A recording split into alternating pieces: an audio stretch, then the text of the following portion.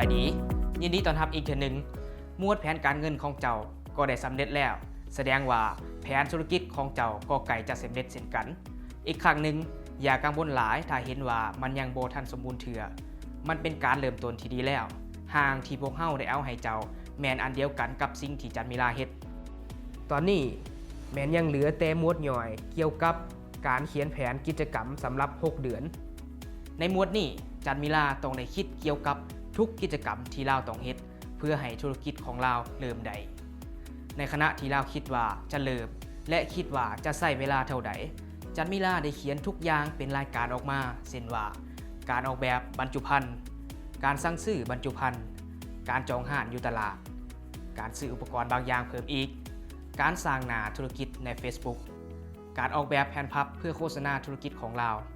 การร่วมกับเจ้าของร้านค้าเพื่อให้พวกเขาซื้อเครื่องไว้สต็อกการโฆษณาสินค้าของเราใน Facebook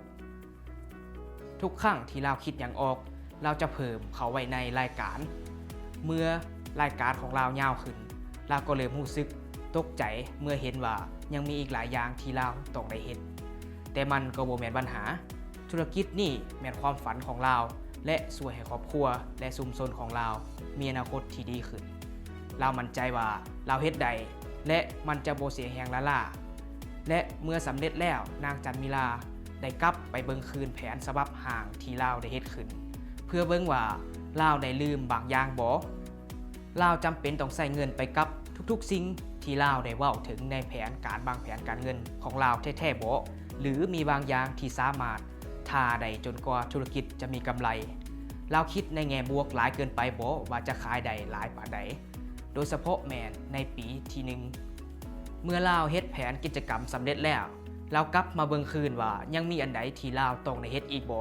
และเดี๋ยวนี้ลาวก็เฮ็ดทุกอย่างสำเร็จแล้วและลาวก็สามารถกลับคืนไปเบิ่งหมวดทำอิฐได้นั่นก็คือหมวดการสรุปแผนธุรกิจโดยย่อทำอิฐแม่นประวัติของลาวซึ่งลาวจะอธิบายเกี่ยวกับพื้นฐานของลาวเองและพื้นฐานของครอบครัวลาวและบอกว่าสิ่งเหล่านี้สวยธุรกิจผลิตข้าวเคียบมะอึของลาวคือแนวใดลาวได้สรุปแผนธุรกิจของลาวซึ่งเป็นธุรกิจที่ลาววางแผนจะเฮ็ดความแตกต่างของตลาดผลประโยชน์ให้แก่สังคมและสิ่งแวดล้อมลูกค้าจะแม่นกลุ่มใดและลาวจะขายมันใดแนวใดลาวก็ยังเว้าถึงเหตุผลที่ลาวเลือกธุรกิจนี้จากนั้นลาวได้สรุปด้านการเงินลาวรู้ว่าลาวสามารถเริ่มต้นเฮ็ดธุรกิจได้ด้วยเครื่องมือและอุปกรณ์ที่ลาวมีเงินที่ได้สะสมจากการเฮ็ดเวียกเสริมเงินที่แม่เฒ่าให้จำนวนหนึ่งและการเฮ็ดเวียกหนักเรายังได้บันทึกเกี่ยวกับจำนวนเงินแฮที่จะช่วยให้ธุรกิจของเราขยายตัวได้ไวขึ้นเราอาจจะบ่ได้ต้องการหลายแต่มันก็ช่วยได้หลายปัจจุบันแผนของเราก็สำเร็จแล้วอย่างน้อยก็เป็นห้างฉบับทำอิฐและจันมิลาก็ดีใจหลายย้อนว่าการที่ได้เขียนแผนธุรกิจมันเฮ็ดให้เราฮู้ได้ชัดเจนขึ้นว่าสิ่งที่เราต้องการเฮ็ดเพื่อให้ธุรกิจประสบผลสำเร็จมีหยังแดและแน่นอนนั่นแม่นเหตุผลว่าเป็นหยังเจ้าจึงต้องเฮ็ดแผนธุรกิจมันช่วยให้เจ้าคิดถึงทุกองค์ประกอบของธุรกิจเจ้าและสิ่งที่เจ้าต้องเฮ็ดเพื่อให้มันประสบผลสำเร็จดังคำเว้าที่ว่าถ้าเจ้าบ่ได้วางแผนก็คือกับว่าเจ้าวางแผนที่จะล้มเหลวตั้งแต่ต้นและแผนของนางจันมิลาช่วยให้เราประสบผลสำเร็จแผนของเรายังจะช่วยสร้างให้แนวความคิดทางธุรกิจของเราเป็นจริง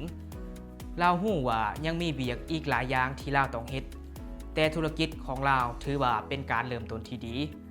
และมันก็เฮ็ดกำไรได้อีกและถึงว่าจะบ่มีหยังมาการันตีได้ในการเฮ็ดธุรกิจแต่การวางแผนจะช่วยเจ้าเข้ามาอยู่ในเส้นทางแห่งความสำเร็จก่อนที่จะสืบต่อเจ้าสามารถดาวน์โหลดแผนแบบง่ายดายและเฮ็ดคือกันกับนางจันมิลาได้เฮ็ดมาและเฮ็ดรายการสิ่งที่เจ้าต้องเฮ็ดของ6เดือนทับอิฐออกมาเพื่อให้ธุรกิจของเจ้าเริ่มต้นได้ดีและเมื่อเจ้าเฮ็ดสำเร็จแล้วให้กลับเบิ่งคืนห่างฉบับทำอิฐที่เจ้าได้เฮ็ดและถามตัวเองเบิ่งคือกับที่จันมิลาได้ถามตัวเราเองจากนั้นให้เจ้าลองสรุปแนวความคิดของธุรกิจเจ้าและแผนธุรกิจของเจ้าเมื่อสำเร็จแล้วไปพบกันในวิดีโอสุดท้าย